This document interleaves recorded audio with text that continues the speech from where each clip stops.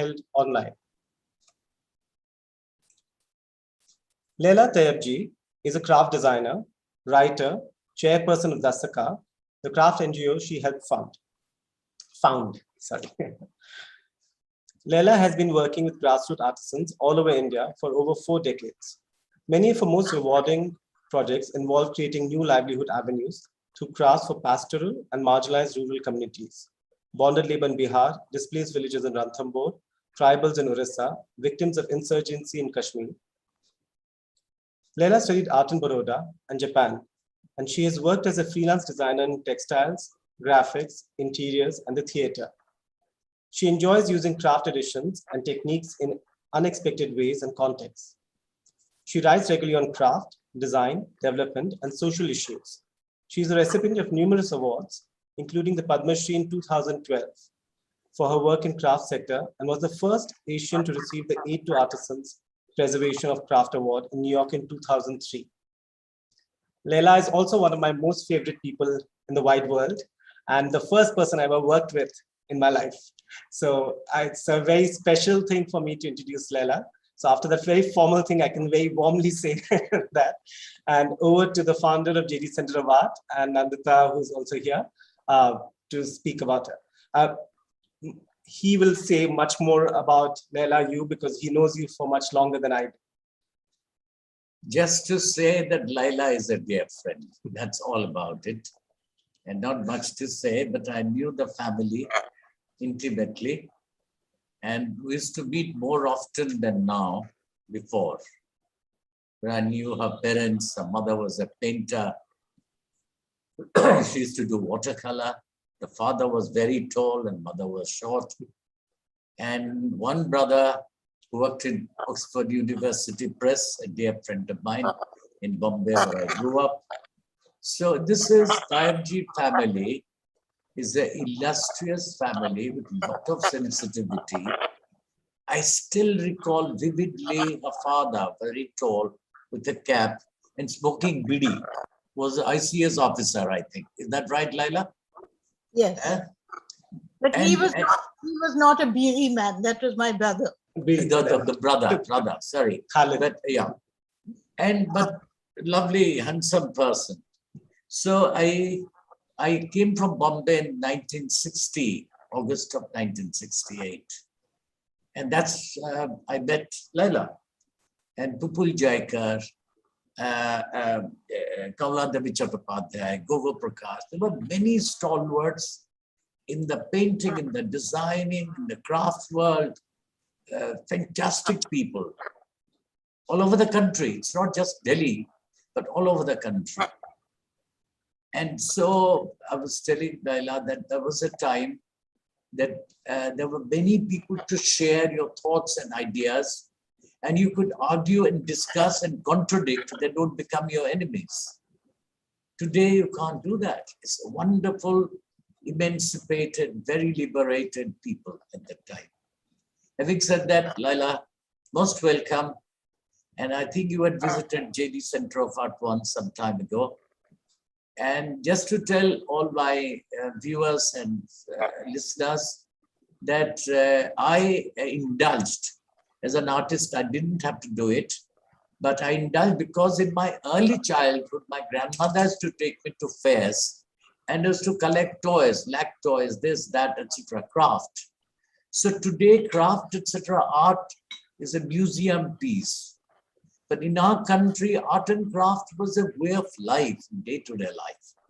So having said that, I collected, spent money from my painting, and those I have donated.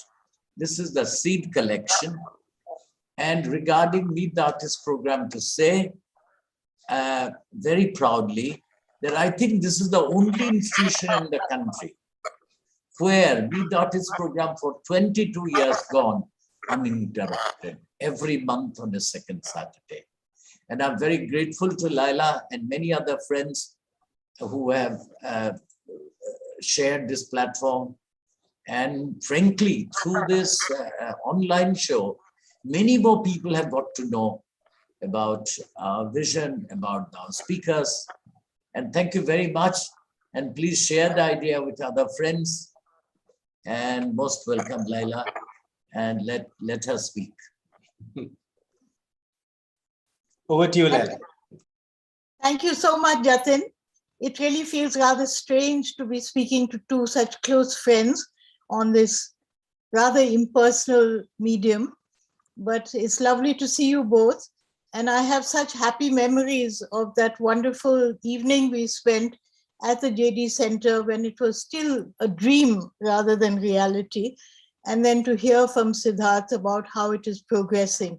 And I really look forward to visiting it soon. So Siddharth seems to have disappeared. And okay, so shall we begin? Please. You want to, I think we could have the first slide and then you could ask me a little bit about how that journey began.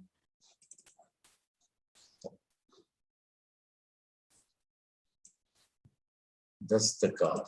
Dastakar, the organization of which I am a part, started now exactly 40 years ago, and it seems quite extraordinary. We provide support services of various kinds to craftspeople. And it started very informally as just a group of friends talking about the fact that India has this extraordinary wealth of not only craft traditions, but living craftspeople who still have those skill sets and who still have that ancestral memory of and sort of knowledge systems. And yet they were getting more and more marginalized. And quite honestly, the quality of the craft was also becoming very static, repetitive, and in some cases downright tacky. And from those early conversations started the idea of us doing something about this. We all had different backgrounds, we were all working women, and we came from different backgrounds, professional backgrounds. One of us was working in government, another one was working with women, slum women, someone else had worked in Rajasthan with leather workers. Bunny Page, who was actually the catalyst who got us all together, had worked in Bangladesh soon after Bangladesh became independent and was very much part of a movement there to use crafts for livelihoods. And she said that she was there, I think, for about 14 years or so. And she said she used to keep talking about India and how the crafts in India were so varied and so wonderful, and how, you know, there was such a lively movement to preserve them and revive them. And then she came back to India in 1980 and found that the situation was really not very good, that the government emporiums had become rather stale and bureaucratic, that craftspeople and crafts was not really visible in these emerging markets in metro cities. And through those conversations, we all decided that we should try and do something. And it started as a very part-time activity with each of us giving a few hours a week. And then it just mushroomed because it was very obvious that craftspeople really did need support. And with the market shifting from rural India, where there were so many cheaper alternatives for handcrafted products, the metro markets were the obvious place. And yet the consumer there was a very unknown quantity, how to get access to that market, how to know what to make for it. And that was really the crux of Dastkar, a holistic basket of services which we could help craftspeople with. As I said, it was totally part-time. And then we got more and more craftspeople wanting to join and get help from us. And so a couple of us decided to go full-time, and then we registered, and here we are 40 years later, still at it. Can we have the next slide, please? Yeah. There was also the shop. All of us, when we grew up in Delhi, we remember the shop that you had of Dastakar in Hoskas village. And it was one of the first, like I remember there was the shop in Connaught Place, there was a cottage emporium, and then there was Dastaka, primarily the ones that one went to, okay, which showcased, I think, all from Jawaja bags to the whole variety of things. Yes, well, actually, Siddharth, the funny thing, the paradoxical thing is that when we started working with craftspeople in 1981, we actually had no idea that we were going to sell crafts or even help sell crafts. We thought we were going to do product development. We were going to give craftspeople, introductions to buyers and things. We were going to help them access government funding. We were going to introduce them to better raw materials, things like that, support. But it became very clear, and remember that I'm talking of 1980, 1981, where the scene was quite different. It became very clear that even if you helped a craftsperson produce a really extraordinary and wonderful object or product, or that it was completely impossible for him to sell it in Delhi or Bombay or Bangalore or whatever, mainly because craftspeople then, and perhaps to some extent this is still so today, had very little credibility or social status. They didn't know where to go.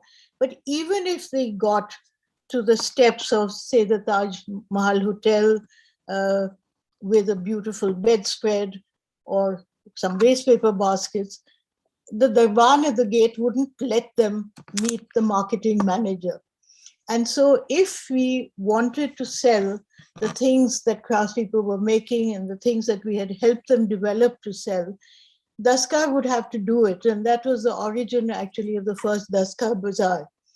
Now that bazaars are, to a penny, and they are happening all over India, and all kinds of organizations and individuals are holding crafts melas, it's very difficult to think of that and to realize that this was at that time quite a novelty. We had our first bazaar at Triveni Kala Sangam, and I think we had 15 or 16 craftspeople who had come, very nervous, all coming to Delhi for the very first time. And they were so shy, so awkward, so scared. We had to go and pick them up from the station. We had to organize their stay. In fact, some of them stayed with us in our homes because they really weren't even happy with the dharamsala. We had to organize their food. The ones who came from South India wanted rice, and the ones who came from North India wanted rotis. And generally, it was very, very difficult for them. Now, of course, they travel confidently all over India, men and women, and they stay together and they eat together and they dance and sing together.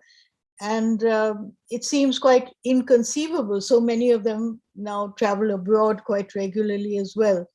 But it was a different world then. And I think even for customers, I mean, this happened in Delhi, and the people who came to the bazaar were also very unaccustomed to meeting rural craftspeople or interacting with them. They were very, very surprised when we said, no, the craftspeople will make the bill. You have to pay them, not us. And, they didn't know how to speak to them, how to interact with them. It was a great learning for all of us, including Daskar, but the response was great. And after that, I think we've done, hundreds of bazaars and exhibitions, but probably that was one of the most exciting ones for us, because it showed that when even very urban customers who were not very familiar with craft, when they encountered it, they loved it and they wanted it. And they were willing to come quite a distance, whether it was a dusty field, some in the outskirts of some city, or whether it was a park in Defense Colony, or it was at the blind school. People were willing to travel for craft and to buy it.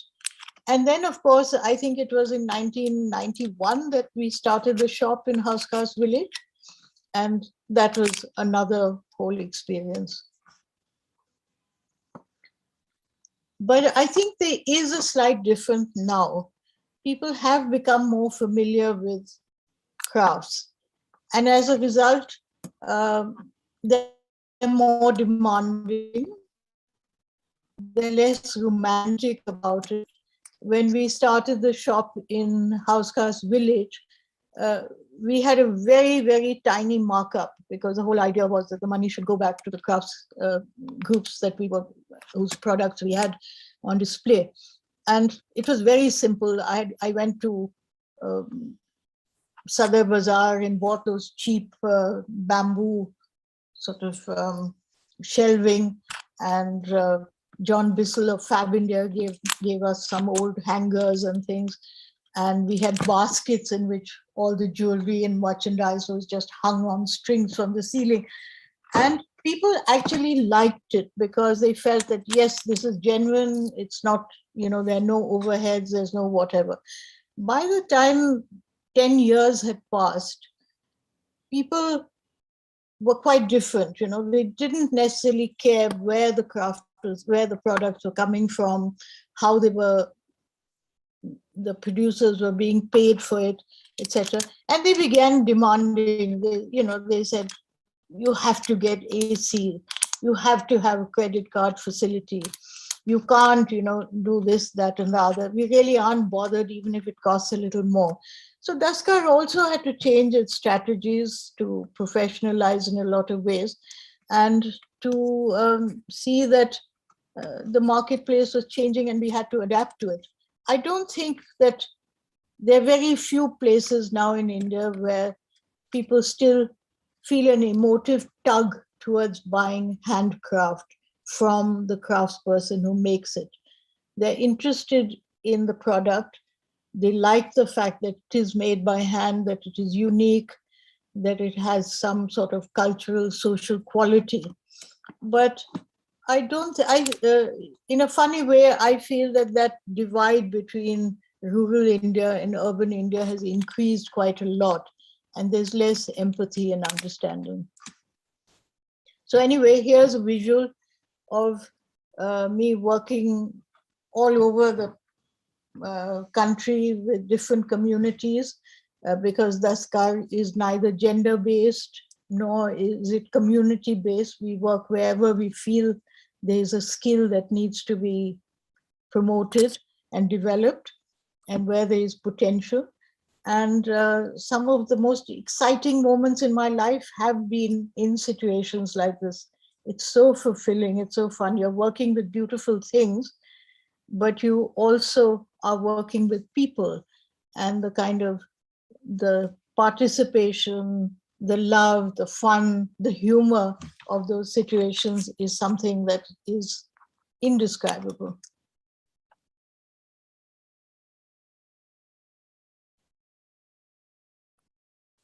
So yes, those early days of travel and working were quite different again from what I think young designers experience today, because today, wherever you are, there's Bisleri water, there's a mobile phone, and you can call either your boyfriend or your mother, whichever you prefer. In those days when we set off, we stayed in the villages with craftspeople, and we didn't have access to all this. We used to have mothers hysterically ringing the Daskar office, asking, where's my daughter and what is happening. But on the whole, I think the young people who came into the Daskar office were very, very enterprising, very enthusiastic, and again had a sense of social purpose, of wanting to do something meaningful, to give back to community, which is rather different from today, where people are looking at their career graphs and their salaries. I think the whole situation on the ground, economically and socially, is quite different. So I've actually worked with everything. I started my life actually as an art student, and I thought I was going to be an artist with a capital A. I came back from Japan and set up my Varsati in Defense Colony, which is where I first met Jatin, I think. And that was in 1968. And I only started doing design assignments as something to earn my bread and butter. And then when I started working in craft through this assignment in Kutch, which happened in, I think, 1978, it was a revelation. And I actually have always enjoyed working with all kinds of mediums. And as you see, I made chappals, I've made toilet accessories, I've made kitchen utensils, all kinds of things. And of course, a lot of garments and textiles, because I do feel comfortable in that medium.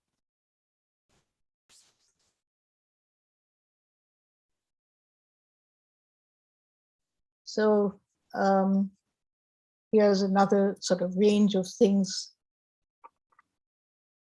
products and objects.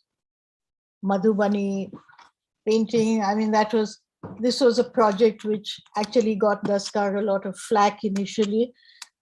This was, I think, in 1984 or 85, where we were asked to go to the Mithila area of North Bihar to work with Madhubani painters.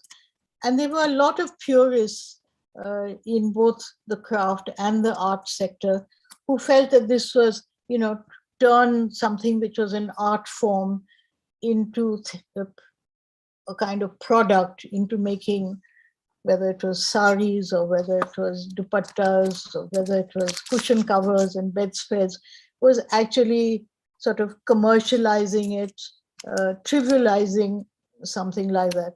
But actually, the situation on the ground was so different, because there had been a glut of Madhubani painting in the sort of 70s, where Madhubani art had been discovered, and they were then produced in absolute talk, and they were everywhere. I mean, yes, they were on the walls of restaurants and on the walls of people's homes, but they were also just being sold literally by weight, and hundreds of women and men who were not traditional Madhubani painters had started producing these things because they realized there was a market. And then suddenly the market slumped. And what were these people to do? I mean, they had got used to earning some money, to supporting their families. Do we tell them now, nobody wants your painting, so just go back into doing agrarian labor or whatever it was? So we thought about it, and we thought that we should try to do it sensitively. We didn't want to just take gods and goddesses and sort of ritual art and put it onto a bedspread or cushion cover. So we did a documentation of all the kind of flora and fauna that forms such a part of Madhubani art, of the different types of decorative borders, and actually prepared these little manuals. And then we also tried to use local material. This particular sari was woven in Bhagalpur, another part of Bihar, and tried to be sensitive about it. But I think that when you're working with craft as livelihoods, and in India, craft is livelihood, it is earning, it's a means of earning. It's not something that you practice, just because you're a creative person. You have to be a little pragmatic. You can't just say that, it was always done like this for a particular purpose, and it has to stay like that always, if the people who used to use it and patronize it in the past are no longer there.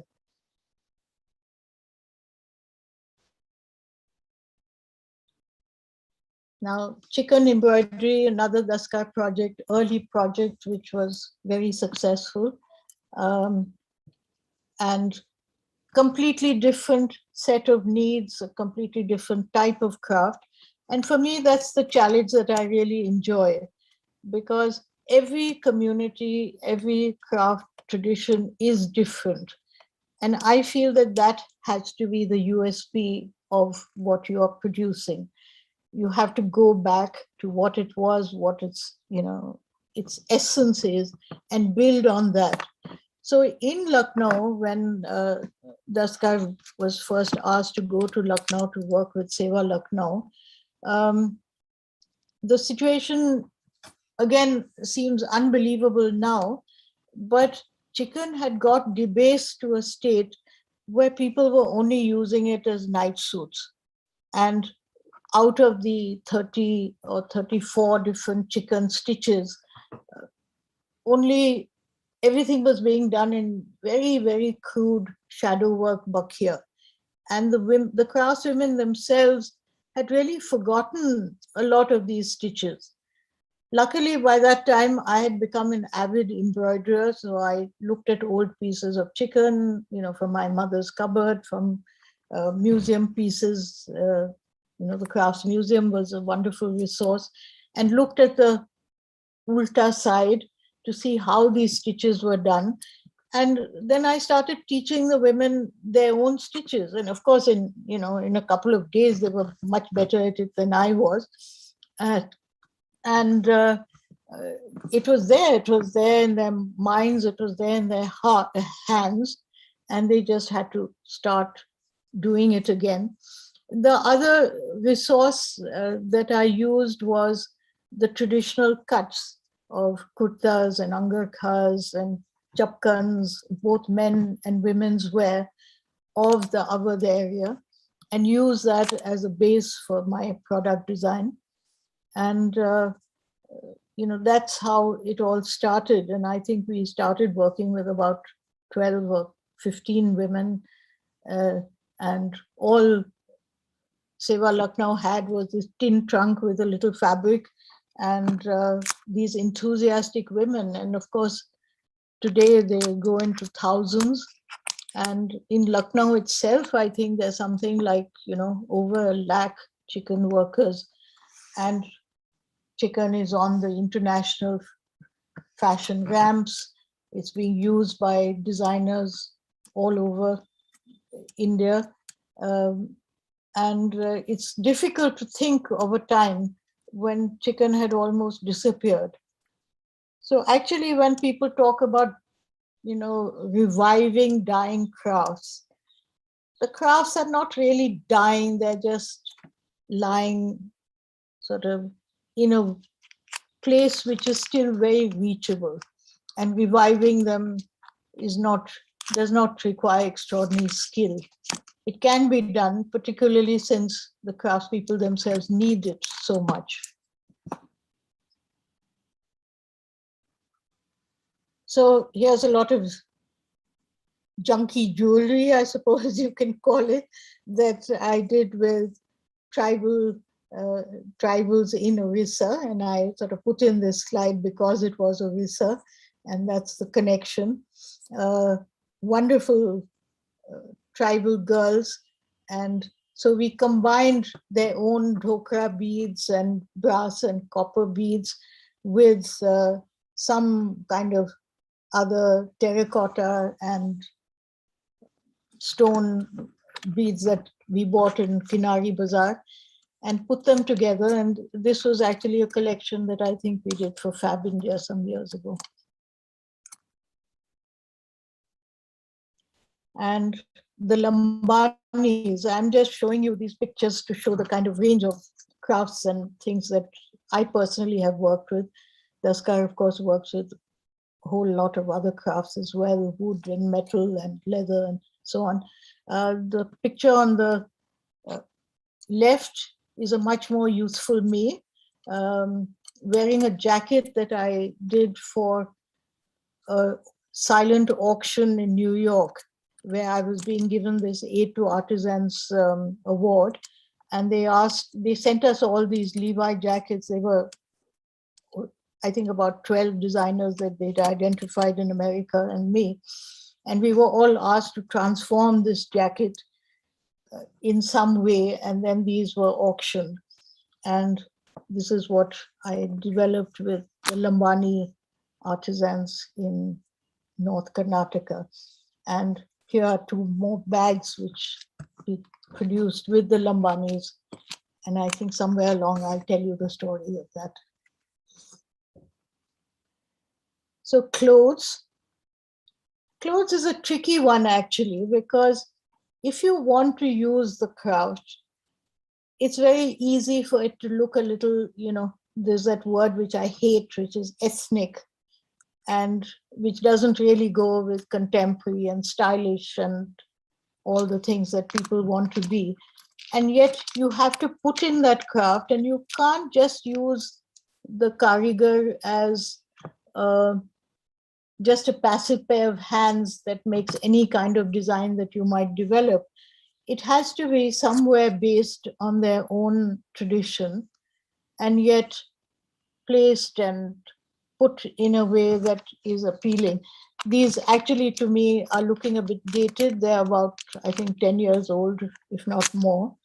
But it gives you some idea of how we use it, and also how we try to introduce local handloom materials.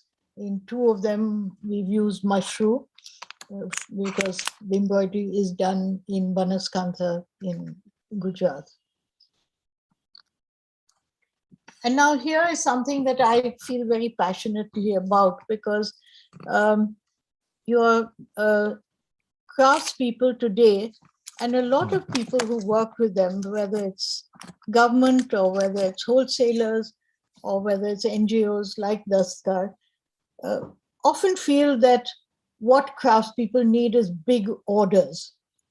And that if they got those big orders, that would be very, very, the answer to a lot of their problems.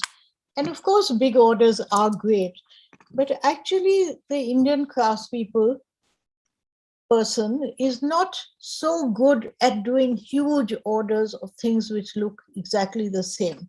For one thing, availability of raw material, then the fact that craft is a slow, laborious process, and you can't churn out things in a couple of weeks for the Christmas season and then, do a turnaround and make something else for the next season in the way that the international market works. So my whole thing is that we have the skill to make unique, one-of-a-kind pieces. The whole thing about the hand process, whether it's weaving, whether it's embroidery, whether it's molding and casting metal or turning wood, is that each piece can be different and still not cost more. And I think that's the strength that we should be playing at. So I do try every year or so to do some projects in which we're helping craftspeople do something a little more to scale. Yes, they've got their orders and their production going of 500 cushion covers or, a kurta top or whatever, but let them also have the fun of making things which are bigger, which use their skills to the optimum, and for which they can get really paid well. So these are some wall hangings that we've done. I think the one in the middle is white on white Jamdani from Benares, a tree of life, which was done for the Ministry of External Affairs for one of its embassies. We did a whole collection of trees of life for them. This one is a Matani Pacheri Kalamkari painting from Ahmedabad. And here is the Lambanis doing again a tree of life, and sort of one side is male and one side is female. And the male one is very rugged and stiff and thing, and the one on the thing is women, curved and ficand, bearing fruit and flowers, and also with mirrors and light and a colorful stars in the sky.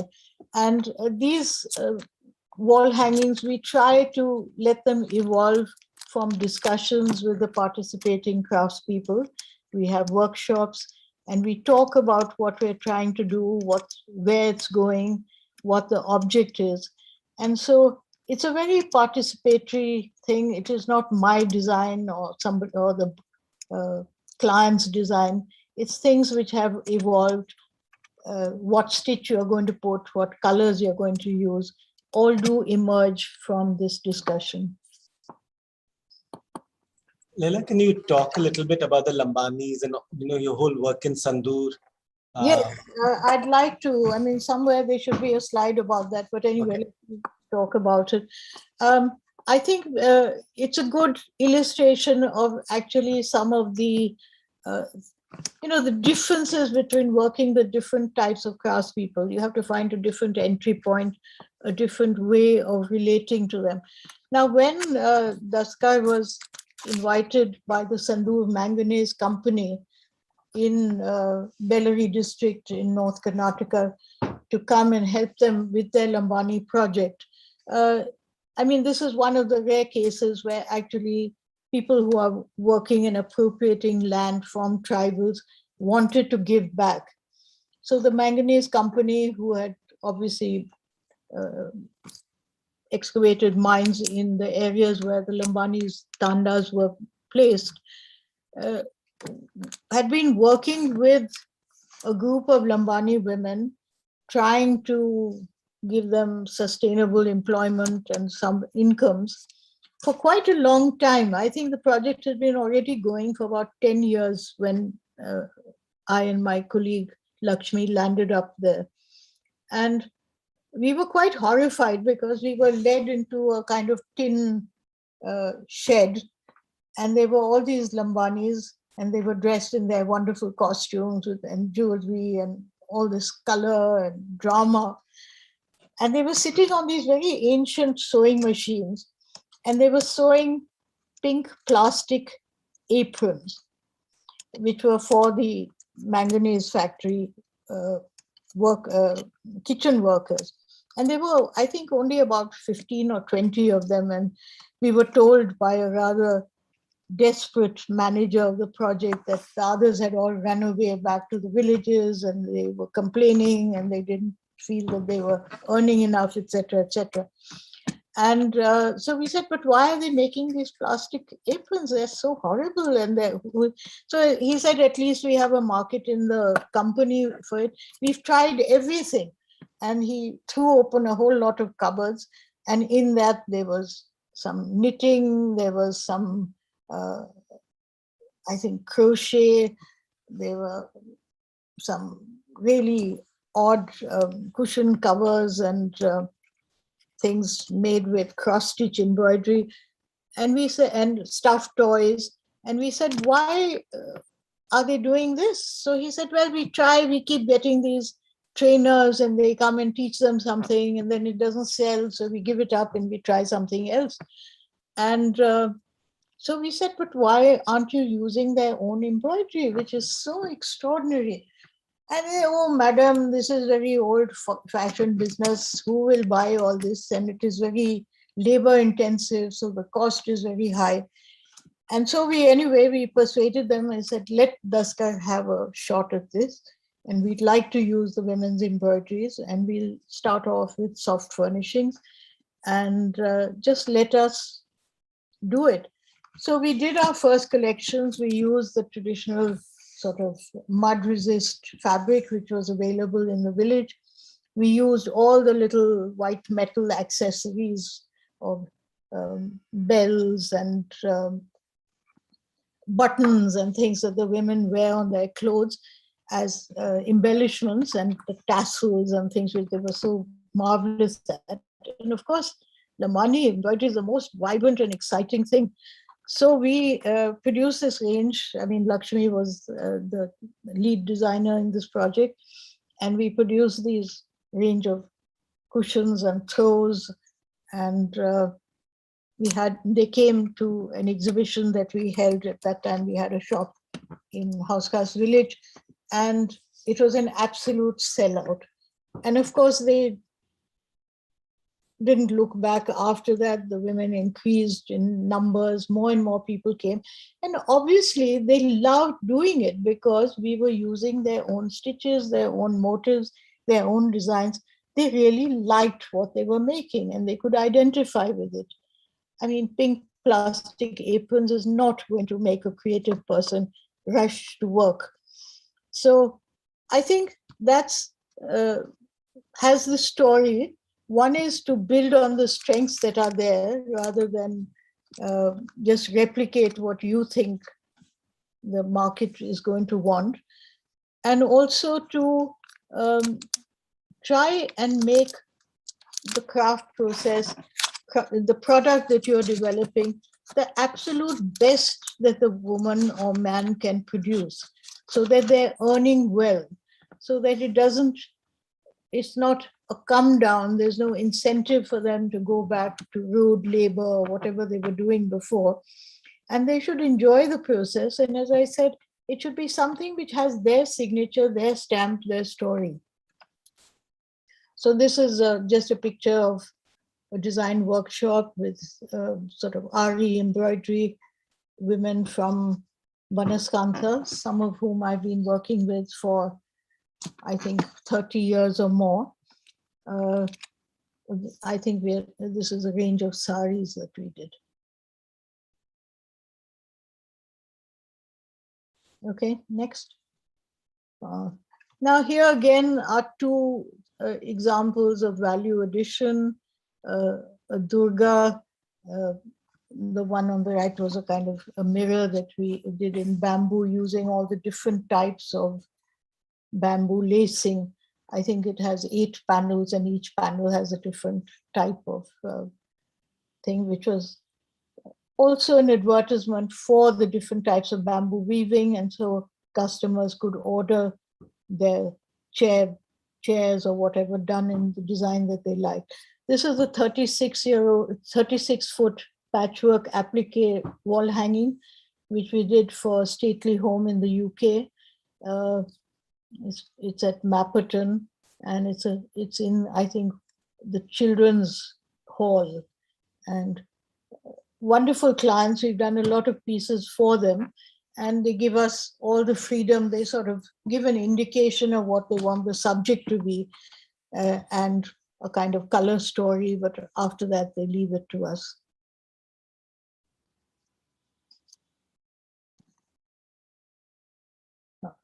Embroidery, a tree of life, obviously inspired by kalamkari, but done in, again, Ari thread embroidery.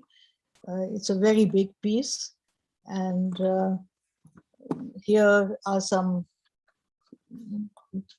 iron pieces from Bastar done for a hotel in Madhya Pradesh. And once again, scale. Look what those women who normally make 18 by 18 inch cushion covers are capable of doing. These are wall hangings, again done in patchwork and embroidery, mixed media, by, again, that same group of Banaskantha craftswomen, which developed by me, and in one of the Taj resorts. I think we did a lot of things for this hotel. Every room had folk art in it, all around the theme of nature, because I rather wanted to get Matani Pacheri, Kalamkari, Gond. Gond, of course, is nature anyway, but Phad painters who were part of this project, away from just doing those same ritual illustrations of religious and heroic themes, and to try their hand at new images, a new feel.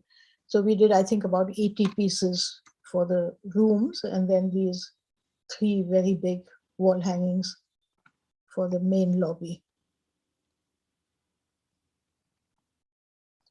Nature Bazaar. We were very, bazaars have always been a part of Dastkar. We find it a very good way, a great entry point for craftspeople who are trying to enter and negotiate with the urban market and the urban consumer, because it's relatively inexpensive to do.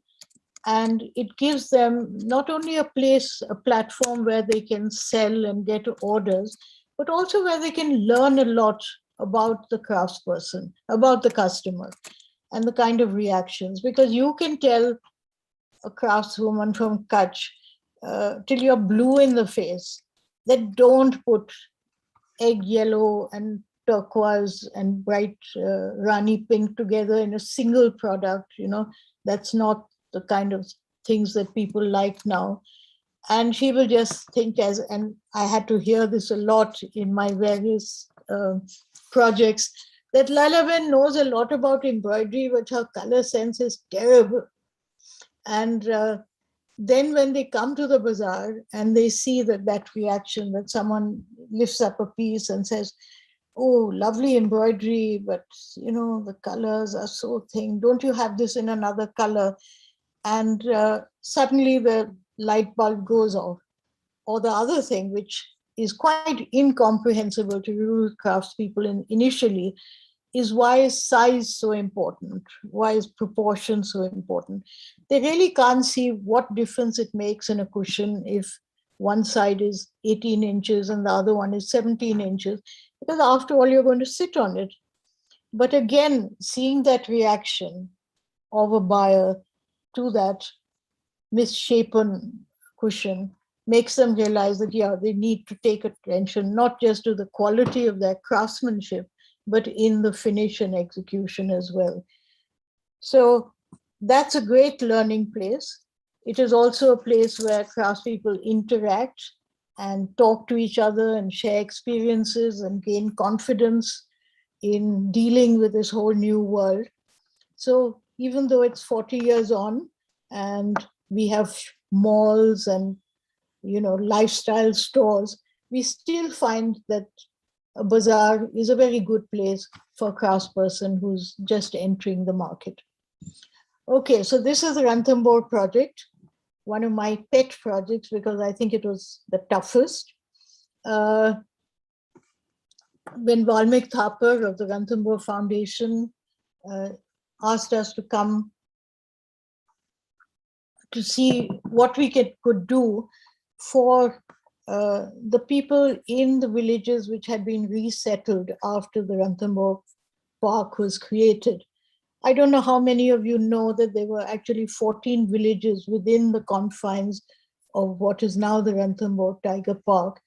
And they were just taken and shifted into some other villages, or sometimes created a new village in places that were really very unproductive and which for an agrarian community had very little access to water or fodder or any of the things that they required for their animals.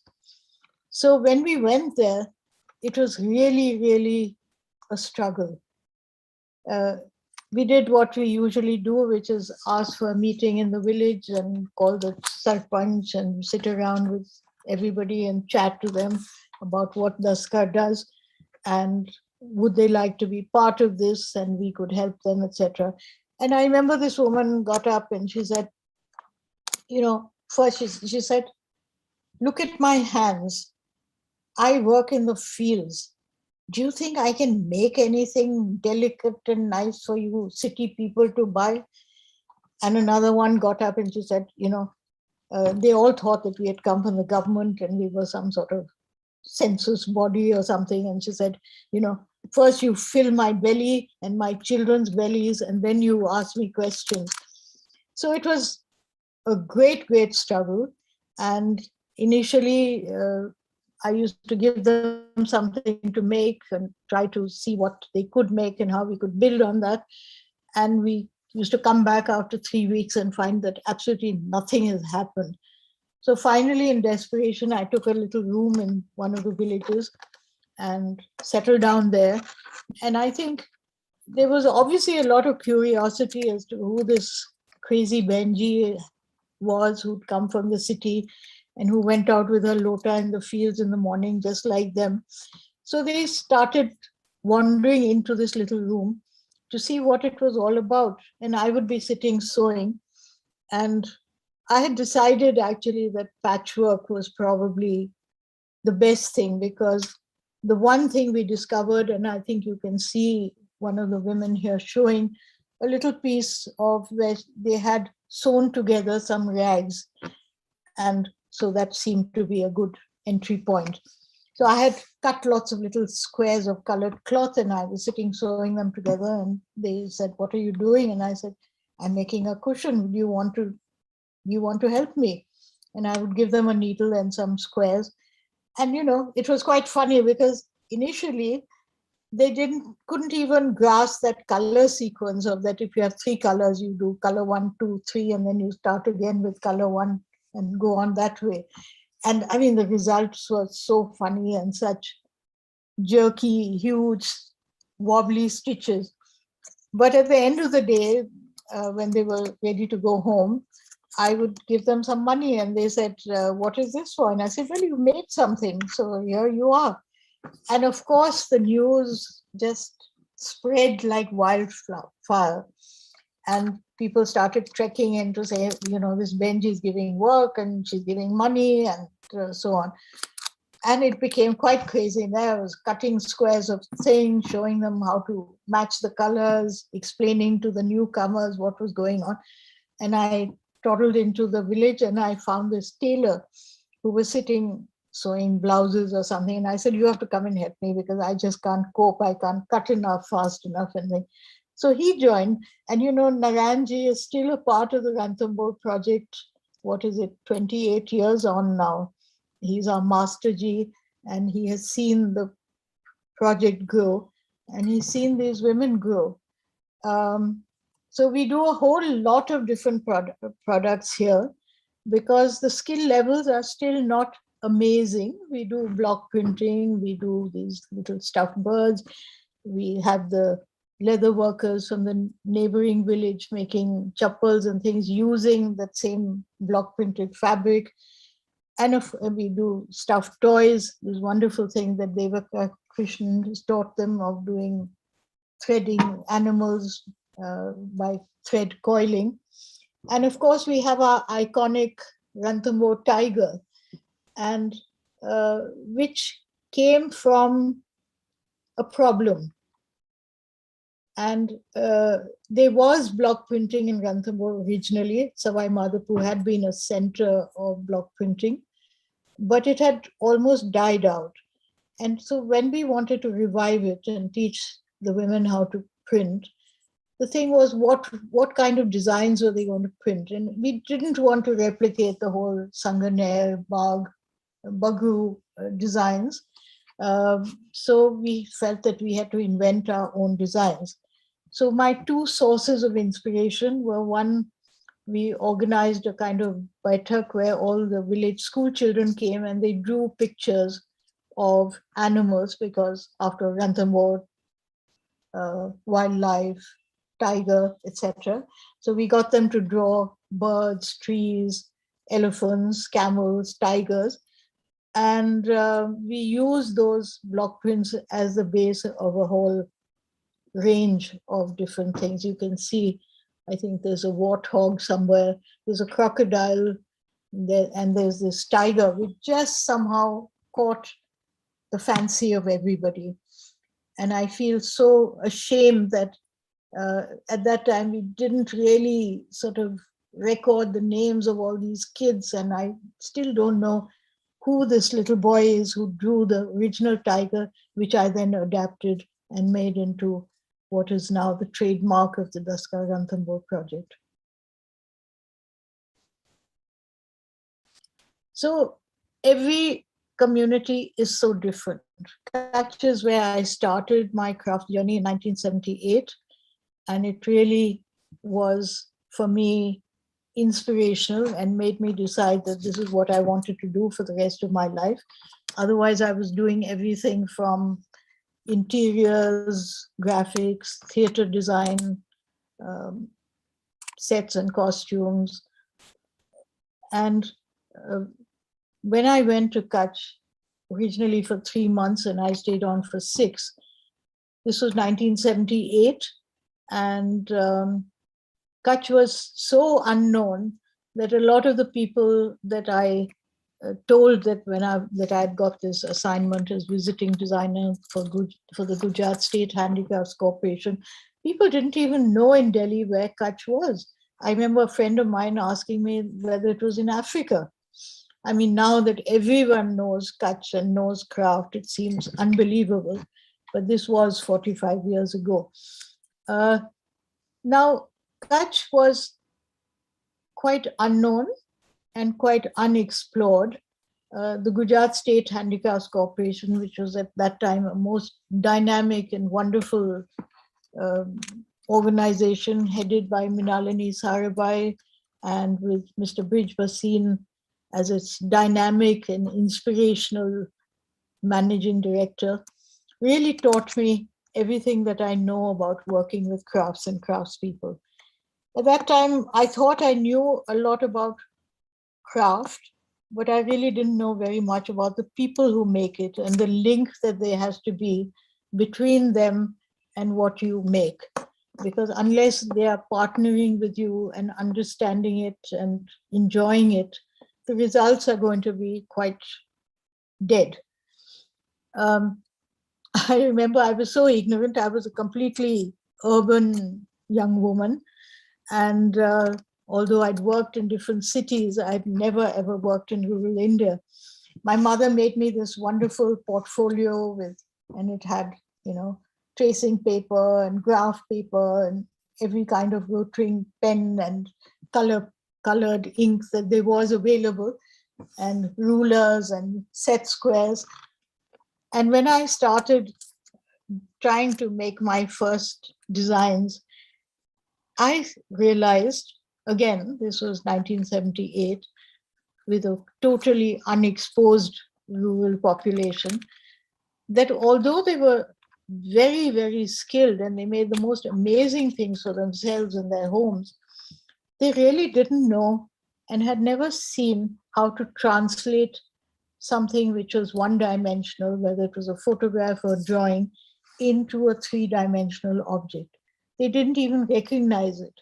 They sometimes, particularly the women, couldn't even recognize their own photograph when they saw it because it was so small. And they were, even if they'd seen themselves in a mirror, they'd seen themselves life size. So they couldn't really identify with the little 3x4 photograph.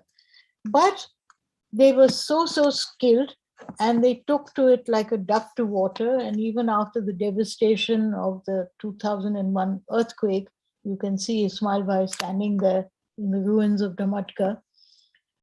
They have a grit and an energy and an entrepreneurial spirit that makes it possibly one of the easiest places to work. They're always ready to try something new. You can see there's a photograph here of Sohail, one of the craftspeople, Ajak and block printers, who just happened to be surfing. Now they're all surfing and going on Pinterest and the net. And he saw some paintings of Jackson Pollock, and he produced this collection of saris where he combined his own traditional Ajak prints with some of Jackson Pollock's splatter and paint thing. Here's another very, very contemporary piece of Bandhani. They are ready to make those shifts into a new way of expressing their identities and their crafts in a way that I really haven't seen anywhere else in India.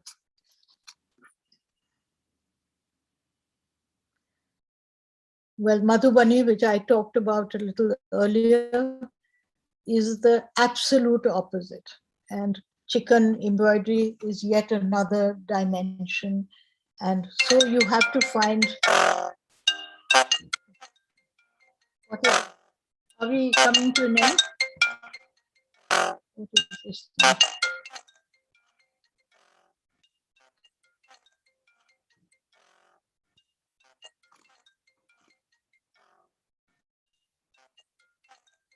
That what is happening? Oh, I think it's your phone, Laila. Is it your phone that's ringing? It's not my phone, so Okay. I don't know why it's No. anyway. Are we running out of time? How are we doing? you know, We have 5 to 10 minutes. You can. we're Okay. rounding up. All right. So one of the things that has been very, very useful to me in my craft journey is the fact that I love to embroider myself. And it's been a way of not only passing the time and sitting and, when both uh, parties are sitting and making things, it brings a lot of companionship. But it does two other things. One is that it makes craftspeople, in a very strange way, value their own skill more. When they see that someone urban, educated, is also doing what they have been taught to, takes very much for granted and perhaps even devalue, because they all think that actually speaking English or learning how to use a computer is much more valuable than being able to produce embroidery. So the fact that I embroider, and when we work together, I sit, now my eyes are not so good, but I used to always carry some embroidery and I always used to do it. And here you can see some Rabaris looking at the piece that I was working on, and they think it's really nice that I do this. And it gets one a little bit of respect also, because sometimes I can teach them a stitch which comes from a different part of the country and they enjoy that. So I think that working with your hands is just about the most satisfying thing. And I do strongly recommend it to people. Yes, it's fun to do designs on the screen and I enjoy that too. But there's nothing like making something and seeing a concrete three-dimensional result. Okay, next. So one of the things that I think I should talk about, because it's probably got me more followers on Facebook than all my 40 years of design work, is the sari business. As you can see from this photograph, I like to wear saris even when I was quite young. But in the interim, I wore everything else from bikinis to bell bottoms. But when I was 50, I decided to shift just to wearing saris. I got tired of multiple wardrobes. And I also got very tired of people saying the trouble about a sari is that you always look the same, or the trouble about a sari is that you look like a Benji. And I decided that I would prove them wrong by wearing a sari every day, which I do in any case, and taking a selfie of myself with my phone. And at the end of the week, I would post those and tell stories about those saris, about where they came from, who made them, what the tradition was, and what the technique was. And this got me a huge, huge following. And one of the delights of my life now is young people coming in the bazaar and saying, "Man, I saw your sari posts, your sari diary, and will you help me buy a sari?" And that for me is absolute triumph. Next. So some of the saris obviously are very grand as well. So these were photographed in a different way, not in my bathroom mirror. And once again, a sari is so much more than 6 yards of textile. It has a history, it tells a story of a region, of the geography, of the weather, of the social, the cultural ambiance. Every part of India has saris which are so different. And I do think it's a very important part of our culture and our aesthetic. And even if you don't wear saris, you should at least enjoy the stories that they tell. Next. And another answer to another question, which I used to keep getting, is how do you wear a sari in the winter? Cardigans look so terrible. So here are some of my solutions, again embroidered by me. And I do think that coats and fairans and things which are long rather than short look best with a sari. So I think we're coming to the end of this.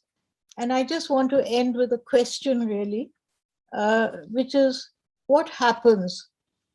It's been 40 years of Daskar for me. what happens in the next 40 years? What will happen with this young generation who are now being exposed to so many other influences and so many other career options? Are they going to continue? Is this little boy going to be an Ajrak master printer as his great grandfather is? And are these young girls going to embroider? Already in villages in Kutch, communities are no longer embroidering for themselves because they'd rather spend that time embroidering in order to earn money. So the wonderful costumes and traditions that we as designers have borrowed from will no longer be available as inspiration.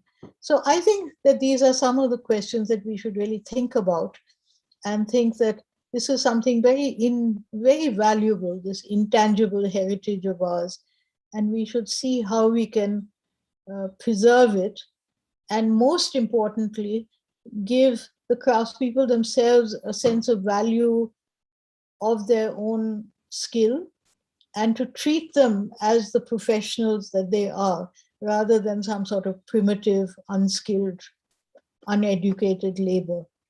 Until that happens, I think it's going to be very difficult for India to hang on to its craftspeople. Thank you.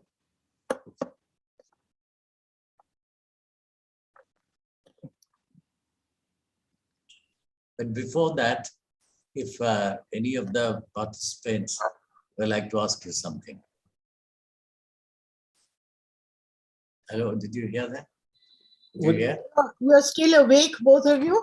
Yes, very much. That was a lovely, lecture, Laila, and I think there are so many things that I think everyone must be wondering, that there is surely a book that should be in the making about your experiences. Yes, and you have to design the book. Gladly. 14 years ago, we worked together. We live to be friends still. So I think that's a good sign. So I think, are you thinking of doing a book of your experiences? I have so much that I want to say, not only about working with craftspeople and that whole crafts journey, but my life and my family, which is quite different from the stereotype of a traditional Muslim India. I'd love to write it, but I think it's a formidable task, and I'm much better at short, quick pieces. So I don't know. Urvashi says I need to do it fast before I lose my marbles altogether. So let's see.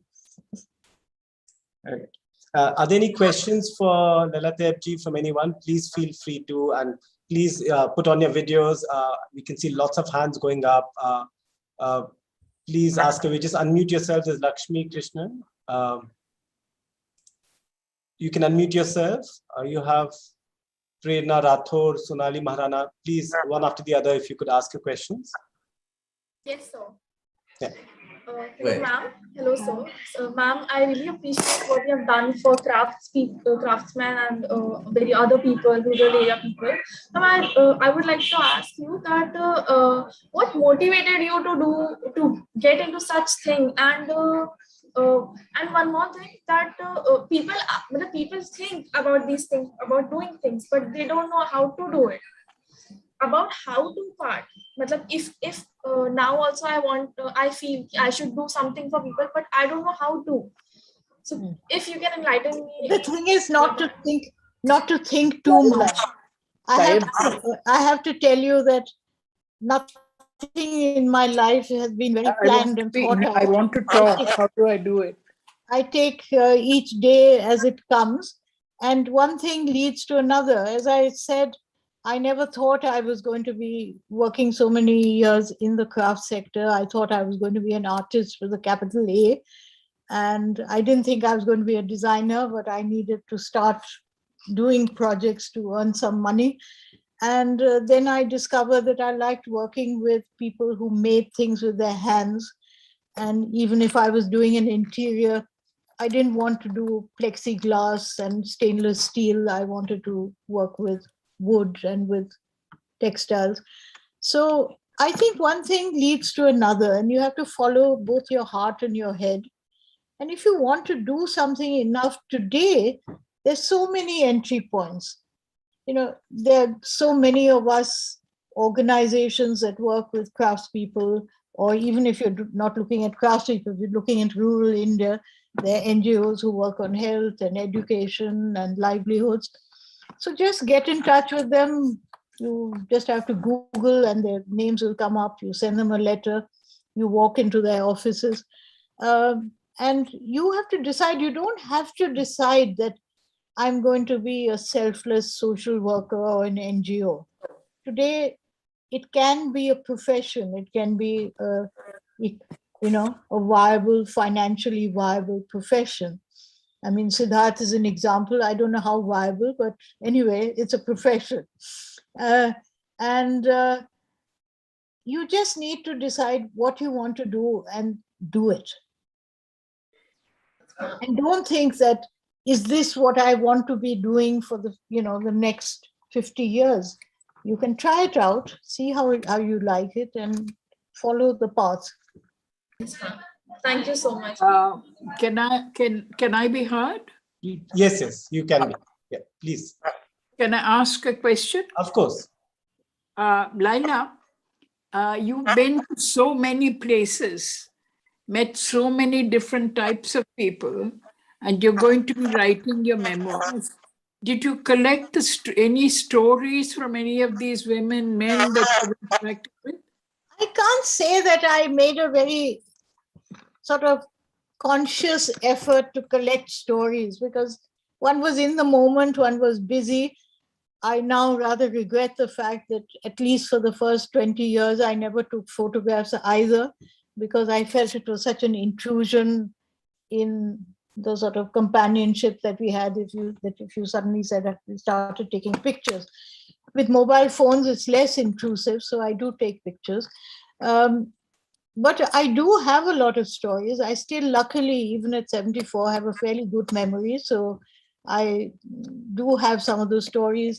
We did write reports and letters and so on. So there's quite a lot of material. The thing is that it is a formidable task, and I'm not sure that I'm up to it. Some collaborators. Collaborators are usually very disturbing and destructive. Okay. Okay, thank you. There's a question from Sarita Hegde Roy. Sarita, do you want to ask it yourself? Sarita, are you there? Okay, I can ask for her. Hope there is a sound and committed team to take forward your vision with Dastaka. Sorry, I didn't catch that. Hope there is a sound and committed team to take forward your vision with Dastakar. Yes, we have luckily a very sound team with a stable core, some of whom have been with Daskar for 36 years, 25 years, 20 years. And and we have a floating population of young interns and young people who come. But I think that both things give an organization, one lot gives it stability, the other one gives it energy and new ideas. And I think that any organization needs both.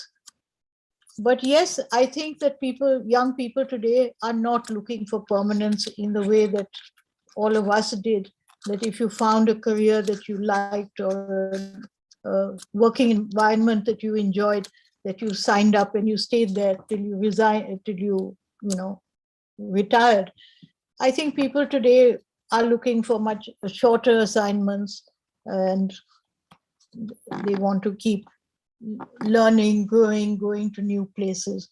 So I think we have to adjust to that and accommodate that. There's a question from Katie Ravindran. Katie, do you want to ask it yourself? Katie? Are you there, Katie? I am here. Lovely. Would you like to ask the question? Yeah, thank you, Laila. It was great to meet you. much before your Facebook fan club began, you have a fan club in Nizamuddin, of which Sorry? you have a fan club going on in Nizamuddin, and I'm a huge fan myself. Yes, well, I hope the fan club has not decreased in numbers after this hour. Slowly expand. Now, my question was, Laila, about the last 2 years of Dastakar and how you coped with difficult times that's hit everyone. How did you cope in the last 2 years with your Dastakar? Katie, speak a little Kitty, clearly. I can't hear. Kitty, can you speak a bit louder? Okay. Now, my question was, how did Laila and Dastakar cope with the last 2 years? Okay. All right. Well, it's obviously been a very difficult time, and it's been difficult doubly because obviously the craftspeople have been very badly hit by the loss of markets, the loss of orders, the cancellation of many orders, and the fact that particularly in phase 2 of COVID, COVID has reached the villages and there have been huge numbers of deaths because they don't have the medical facilities that we take for granted in the city. But it's been very hard for Daskar also because our own sources of revenue have died out because we can't do programs, we can't do consultancies, and Daskar doesn't actually get external funding from either the government or international funding agencies. But as I said, I'm very lucky in Daskar to have a great team. And it's been a challenge to try and see how we can improvise and invent how craftspeople who were doing orders for big stores have turned their hands to making masks and gloves, how all of us from Daskar itself to even quite small karigars have gone online and set up their own websites and are selling online. It's been a learning. It's a learning that I wouldn't like to have to do again. But luckily, craftspeople are creative people and they're resilient people. They've had so much hardship and so many difficulties all their lives that they perhaps don't get as demotivated or as stymied as we do when things shift from the normal. And I think that's a great asset. There's a question by Sonali Maharana. Sonali, do you want to ask? Yes, sir. Good evening, sir. Good evening, ma'am. You're very soft, Sonali. You'll have to speak a bit louder. And if you want to put a video on, you can put your video on. Sure, sir. Good evening, ma'am. I am actually a daughter of a craftsman in Odisha, and now I am continuing with my master in design. And after completing my master, I want to work on the varieties of India's craft, and this is my soft corner, and I'm very much attracted towards the Indian craft because my upbringing is like that. So ma'am, please give me some suggestion and advice so that I can make this craft very proud. And My advice is that you should come and work in a crafts community. That's the best way to learn. And it'll teach you how to interact, how to learn the thing. You know, don't start from the other end, which is what a lot of people do, is that I want to sell Indian crafts and promote Indian crafts. You first have to build your own knowledge of how craftspeople work, what is possible, what is not possible. So choose a pocket where you like the craft of that area, and where, if possible, you speak the language also, because that does help. And then just come and stay there with them and see how it goes. Okay, ma'am. Thank you so much, ma'am. Wonderful. Laila? Are you saying bye-bye? No. He's asking you a question. I want to, after everybody is finished, if there is anybody else to ask you anything, only then I will speak. Is there anybody else? Hello? Yeah. Now, the dichotomy, the conflict for a creative person who does anything physically, by hand, a singer, writer, a poet, a dancer, a musician, craftsman, a painter, that there is a very old saying that the best way to destroy a creative person by overselling and overexposing. This is one thing. Number two, big orders. If somebody tells me make 100 paintings and I'll give you so much of money, then my quality will deteriorate. Number one. Number two, then I'll be in the greed for money and I'll be in a hurry. Number three, something else. We have museums. The word museum is a very vulgar word because it is for those who do not have arts and craft in their day-to-day life. Then you go to the museum to see. Museum in Bengali, it says Jadughar, otherwise Sangrahalaya, which is a storehouse. Frankly, our villages are museums. So we need to do museums as art center in a different way that it can be a resource place and resource person. This young lady who just asked you, Maharana, and was very touched because she wants to continue. A lot of times when the parents are artists or artisans, if they're not doing well, the children would like to do something else altogether for their livelihood.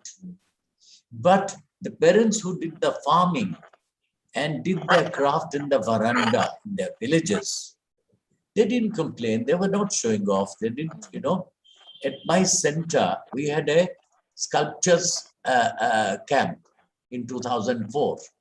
The traditional sculptors had 2 chisels and a wooden hammer.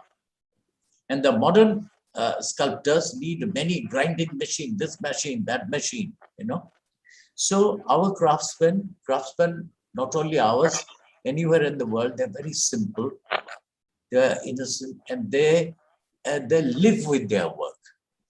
It's not divorced from their day-to-day life.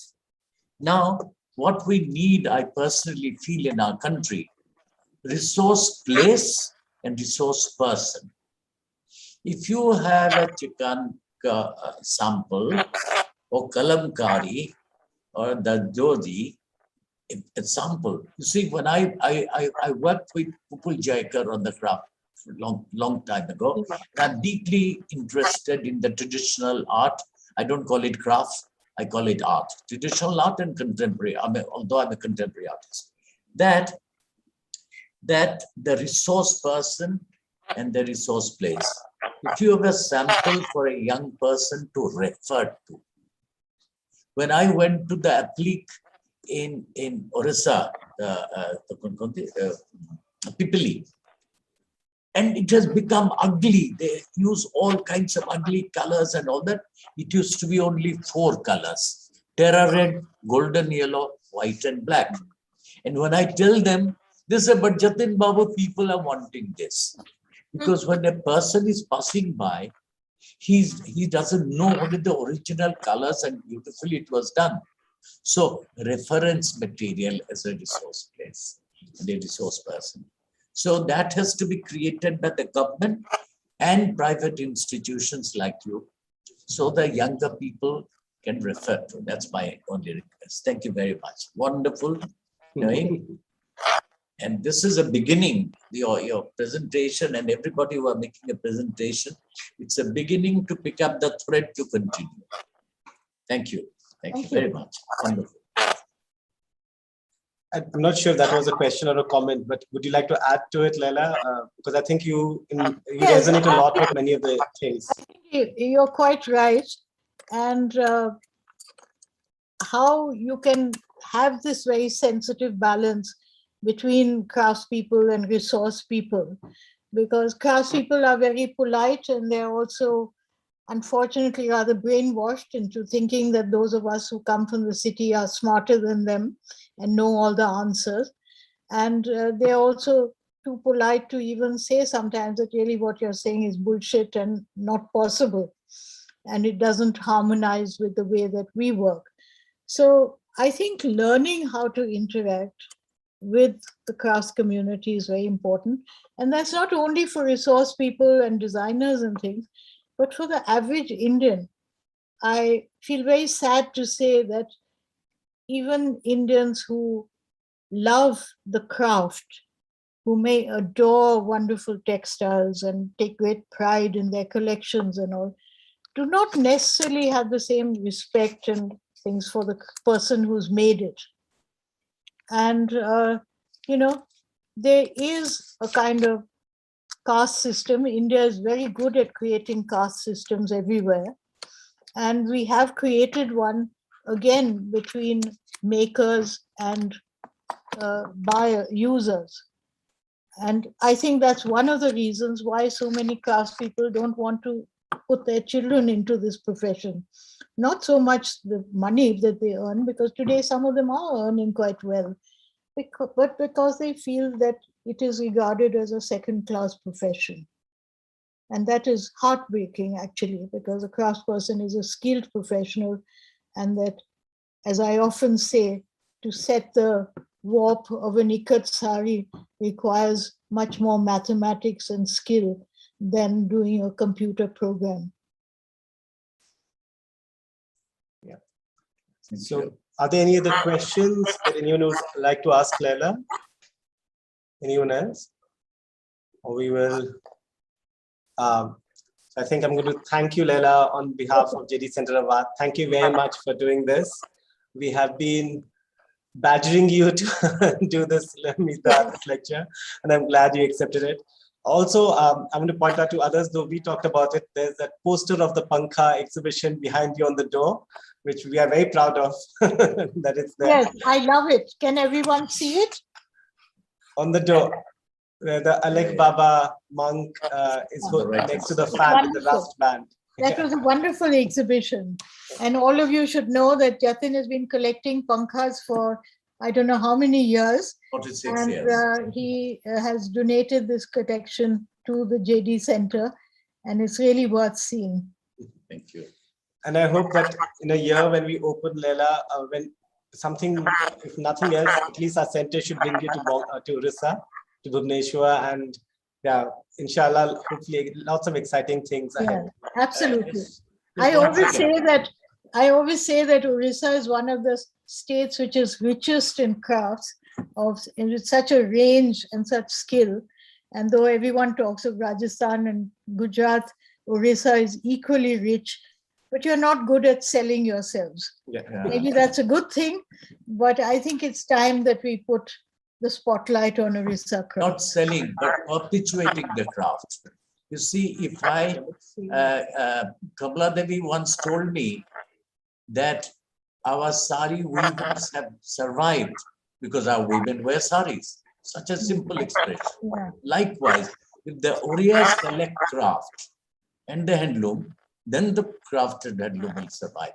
Yeah, thank you very much. I just want to put one thing, that we had Deborah Swallow last time, was the director of the Courtauld Museum, and who's also a friend and a great scholar. And also to mention that 2 days ago, a very dear friend artist called Rini Dhumal passed away.